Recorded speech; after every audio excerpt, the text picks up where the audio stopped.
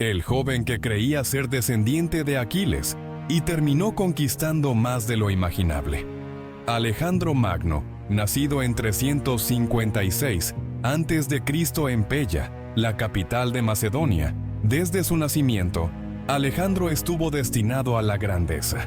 Su padre, Filipo II, era un brillante estratega y rey de Macedonia, que había logrado unificar la mayoría de las ciudades-estado griegas bajo su control. Su madre, Olimpia, era una mujer apasionada y muy influyente, que decía que Alejandro era descendiente directo de los dioses. A los 13 años, Filipo II contrató a Aristóteles, el famoso filósofo griego, para que fuera el tutor de Alejandro. Bajo la guía de Aristóteles, Alejandro aprendió sobre filosofía, ética, política, ciencia, medicina y, sobre todo, la literatura griega. Aristóteles le inculcó una profunda admiración por los héroes homéricos, especialmente por Aquiles, de quien Alejandro se consideraba un descendiente espiritual.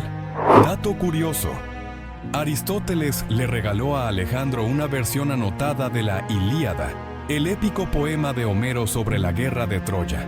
Alejandro la llevaba siempre consigo, viéndola como una guía sobre liderazgo y heroísmo, identificándose especialmente con Aquiles, su héroe predilecto.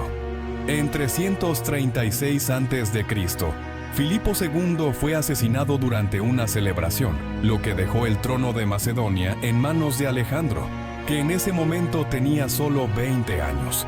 No era un novato en asuntos militares, ya había luchado al lado de su padre y había demostrado ser un líder nato. Sin embargo, su reinado comenzó con desafíos inmediatos. Varias ciudades griegas que veían su juventud como una debilidad se rebelaron, esperando recuperar su independencia. Alejandro respondió con rapidez y contundencia. Viajó hacia el sur y destruyó Tebas en 335 a.C., como advertencia para otros posibles rebeldes. Este acto de severidad fue suficiente para que las demás ciudades-estado griegas se sometieran sin mayor resistencia, y Alejandro consolidó su poder. Dato curioso: durante la destrucción de Tebas, Alejandro ordenó que la casa del poeta Píndaro fuera preservada como homenaje a su arte. Con Grecia bajo control, Alejandro se propuso cumplir el sueño de su padre: derrotar al imperio persa, el poder dominante en el mundo antiguo. En 334 a.C., cruzó el Helesponto, actual estrecho de los Dardanelos, con un ejército de 35.000 soldados, marcando el comienzo de su épica campaña. La primera gran batalla fue en el río Gránico, donde venció a los persas y comenzó a ganar territorio en Asia Menor. Un año después, en 333 a.C., Alejandro se enfrentó a Darío III, el rey de Persia, en la batalla de Isos. Darío, al ver que su ejército estaba siendo derrotado, huyó del campo de batalla, dejando atrás a su madre, esposa e hijas. Alejandro, en lugar de maltratarlas, las trató con respeto y dignidad, lo que impresionó tanto a sus aliados como a sus enemigos. Dato curioso: Alejandro no solo respetaba a sus enemigos, sino que adoptaba las costumbres de los territorios que conquistaba. Por ejemplo, tras la victoria en Isos, comenzó a vestirse con ropa persa, lo que simbolizaba su deseo de fusionar culturas. Después de su victoria en Isos, Alejandro marchó hacia Egipto, que estaba bajo el dominio persa. Los egipcios, descontentos con los persas, lo recibieron como un libertador en 332 a.C. Allí fue coronado faraón y reconocido como una figura divina, algo que contribuyó a su creciente aura de invencibilidad. En Egipto fundó la ciudad de Alejandría, que con el tiempo se convertiría en uno de los centros culturales y económicos más importantes del mundo antiguo. La ciudad no solo sería famosa por su faro, una de las 7 maravillas del mundo antiguo, sino también por su gran biblioteca, que más tarde albergaría los conocimientos de muchas civilizaciones. Dato curioso: Alejandro visitó el oráculo de Amón en el oasis de Sigua, donde fue proclamado hijo del dios Amón. Este evento reforzó su creencia en su naturaleza divina, algo que jugaría un papel crucial en su estilo de liderazgo y en la forma en que sus súbditos lo percibían. La campaña de Alejandro culminó en la famosa batalla de Gaugamela en 331 a.C., cerca de la actual ciudad de Mosul, Irak.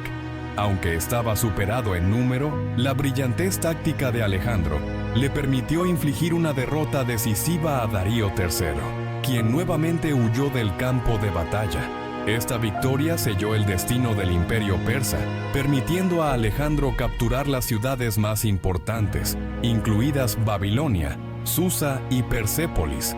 Tras entrar en Persépolis, la capital ceremonial del imperio, Alejandro permitió que su ejército la saqueara. Sin embargo, durante una fiesta, un incendio accidental, o deliberado según algunas fuentes, destruyó la ciudad. Se dice que fue un acto de venganza por la quema de Atenas por los persas un siglo antes.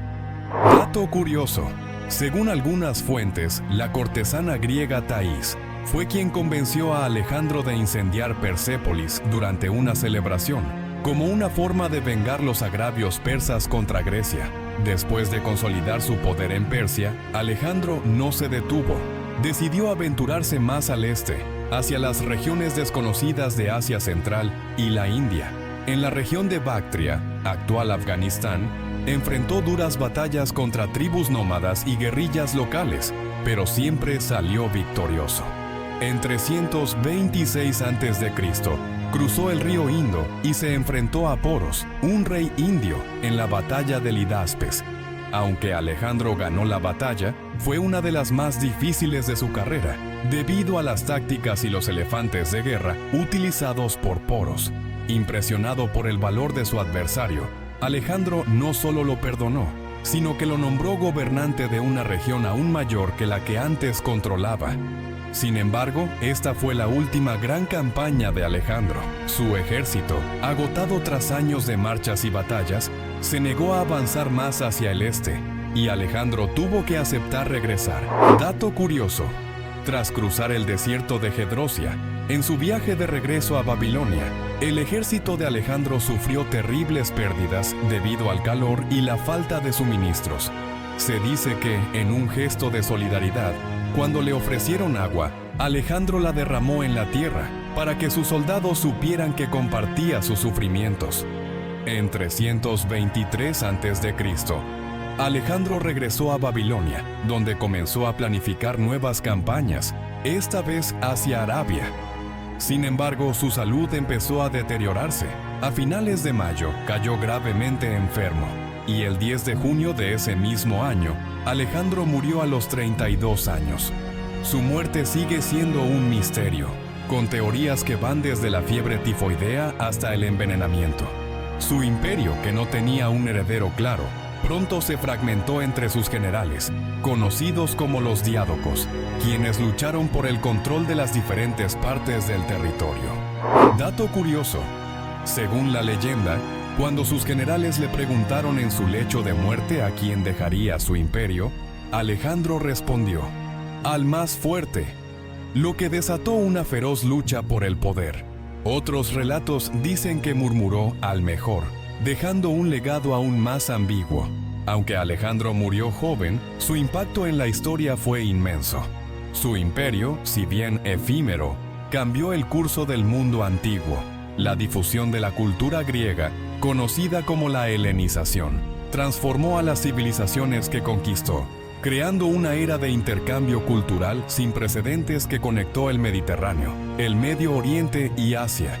El nombre de Alejandro no solo perduró por sus victorias militares, sino por su capacidad para soñar con lo imposible.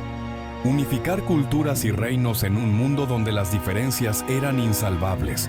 Fue un líder que no solo buscó conquistar territorios, sino que aspiró a trascender como un rey que rompió las fronteras entre Oriente y Occidente, entre mortales y dioses. Dato épico: cuando Alejandro se encontraba en su lecho de muerte, sus soldados le preguntaron cómo quería ser recordado. Según una leyenda, Alejandro respondió: que me recuerden no solo como el rey que conquistó el mundo, sino como el hombre que lo soñó más grande de lo que jamás había sido. Su cuerpo, robado y perdido en la historia, nunca fue hallado. Y así, Alejandro Magno, el hombre que nunca conoció la derrota, se convirtió en un mito inmortal. Aunque su imperio se fragmentó, su legado, su visión y su audacia se grabaron en las páginas del tiempo. Hoy, su nombre sigue siendo sinónimo de grandeza, y su espíritu, como el de Aquiles, sigue cabalgando entre los dioses y los héroes de la eternidad.